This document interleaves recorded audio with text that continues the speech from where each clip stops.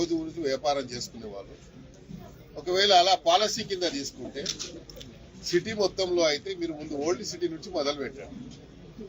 Old సిటీలో ఎక్కడెక్కడ ఉన్నాయి అలా మీరు చేయండి.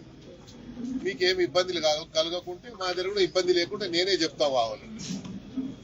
కాబట్టి ఇది చేయొద్దని నేను చెప్తున్నాను. ఎందుకంటే దీనివల్ల ప్రభుత్వానికి చెడ్డ పేరు వస్తుంది.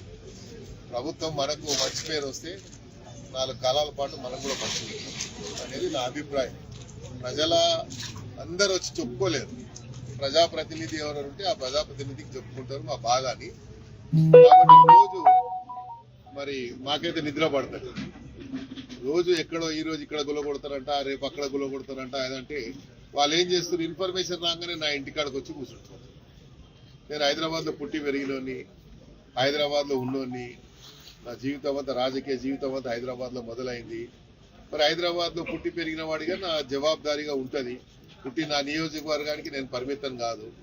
నేను రాష్ట్ర నాయకుడిగా ఎదిగిన వాడిని. హైదరాబాద్ ప్రజలు ఎక్కడ వస్తే కూడా ధనమంది జరిగిపోతే మాకు న్యాయం జరుగుతుందనే ఒక విశ్వాసం, అది కాపాడుకునే బాధ్యత నాకు. మొన్న నేను సికింద్రాబాద్ పార్లమెంట్ పోటీ చేశాను. మరి దగ్గర దాకా వచ్చి నేను కేవలం 30-35 వేల ఓట్లతో ఓడిపోయాను తక్కువ సమయంలో. అంటే ఆ ప్రజలతో ఆ అనుబంధం ఉంది కాబట్టే కదా, ప్రజలతో ఆ సత్సంబంధాలు ఉన్నాయి కాబట్టి నేను ఆ స్థాయి అక్కడ వరకు రాగలిగాను. ఇంకా సమయం ఉంటే నేను తప్పకుండా సీట్ గెలిచేవాడిని. సరే, అది ఓటమి గెలుపు అనేది రాజకీయానికి సాధ్యం, కానీ రాజకీయానికి సంబంధం లేని ఇష్యూ ఇది. పేద ప్రజల యొక్క వారి జీవన ఆధారం మీద ఆధారపడేటువంటి సమస్య కాబట్టి పేద ప్రజల్ని కాపాడతామని మనం పదే చెప్తున్నాం. కాబట్టి మన బాధ్యతగా ఎవరో ఒకరు ప్రభుత్వ పరంగా ఒక బాధ్యత తీసుకోవాలి. కాబట్టి ఇది నా బాధ్యతగా నేను తీసుకుంటాను. మీరు సీరియస్ అయినాక కూడా మళ్ళీ కూల్చివేతలు చేశారు రాత్రి వరకు కూడా. అదే చెప్పాను కదా. ఇప్పుడు అధికారులు కొంతమంది ఏంటంటే సుమోటో కింద వాళ్ళు మేమే సుప్రీం అన్న ఫీలింగ్ లో పోతున్నారు. మన రాజ్యాంగంలో కొన్ని ఇష్యూస్ ఉన్నాయి. మనం ఎప్పుడే కానీ అధికారం వచ్చిన తర్వాత ఆ స్వేచ్ఛని బ్యూరోక్రాట్స్ కి పూర్తి స్వేచ్ఛ ఇస్తే ఎప్పుడు ఆ ప్రభుత్వం నిలబడే. ప్రభుత్వ కంట్రోల్లో ఉండాలి. ప్రభుత్వ ఆలోచన విధానాన్ని వాళ్ళు పరిగణలో తీసుకొని పనిచేయాలి. ఎప్పుడే కానీ బ్యూరోక్రసీ కంట్రోల్లో మనం పనిచేస్తే ఆ ప్రభుత్వాలకు చెడ్డ పేరు వస్తుంది. కాబట్టి బ్యూరోక్రాట్స్కి ఏం సంబంధం, ఇవాళ ఈడ ఉంటాడు రేపు ఇంకో దగ్గర ఉంటాడు, వాళ్ళకేం బాధ్యత ఉండదు.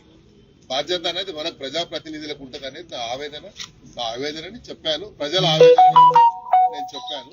నేను ముఖ్యమంత్రి గారు కూడా చెప్తాను. ఇలా వ్యక్తిగతంగా నాకు ఏం లేదు, నా ఇల్లు ఏం పోలేదు, లేకుంటే నా ఇల్లు ఏమైనా కబ్జా అంటే నన్ను కొట్టుమని చెప్తున్నాను, నాకేం ప్రాబ్లం లేదు. కానీ పేద ప్రజల జోలికి పోదు, వాళ్ళ జోలికి పోదు అనేది మా ఆవేదన.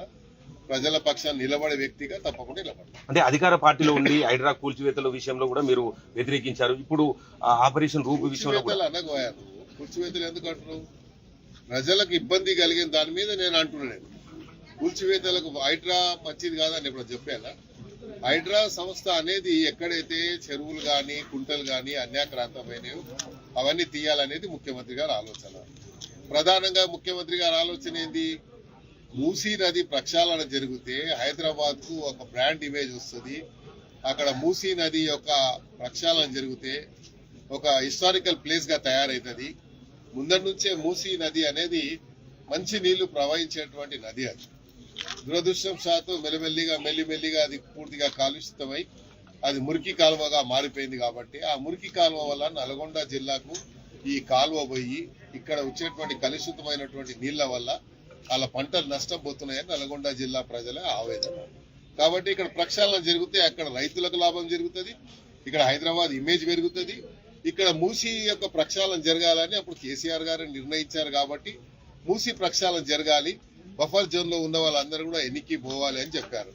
ఎందుకంటే బఫర్ జోన్ లో ఇల్లు కట్టుకుంటే ఆ బఫర్ జోన్ లో వేసిన బోర్వెల్ ఆ కంటామినేటెడ్ వాటర్ మాత్రమే వస్తుంది. వాళ్ళకి నీళ్లు వచ్చినాయని వాళ్ళు అనుకుంటారు. 10 ఫీట్లు తవ్వితే నీళ్లు వస్తాయి, బోర్వెల్లో నీళ్లు వచ్చాయిగా అనుకుంటారు. కానీ అందులో ఉన్న కలుషితాన్ని ఆ ప్రజలు అర్థం చేసుకోలేరు. కాబట్టి ప్రక్షాళన జరగాలని ముఖ్యమంత్రి గారు చెప్పారు. అప్పుడు ముఖ్యమంత్రి గారు చెప్పారు, ఇప్పుడు ముఖ్యమంత్రి గారు చెప్పారు. కాబట్టి ఆ ప్రక్షాళన విషయంలో ఎక్కడ మాకు వ్యతిరేకత లేదు, జరగాల్సింది అది జరుగుతుంది. జరిగిన తర్వాత హైదరాబాద్ కు మరి ఏ రకంగానైతే సౌత్ కొరియాలో మురికి కాలువని తీసిన తర్వాత ఒక టూరిస్ట్ స్పాట్ గా మారిపోయిందో ఇది కూడా అలా మారేటువంటి అవకాశం ఉంది. హైదరాబాద్ కు బ్రాండ్ అయినటువంటి ఓల్డ్ సిటీ, చార్మినార్ ఆ ప్రాంతాలలో ఏదైతే ఫుట్పాత్ ఉన్నాయో అవన్నీ కబ్జాలేని అటువంటి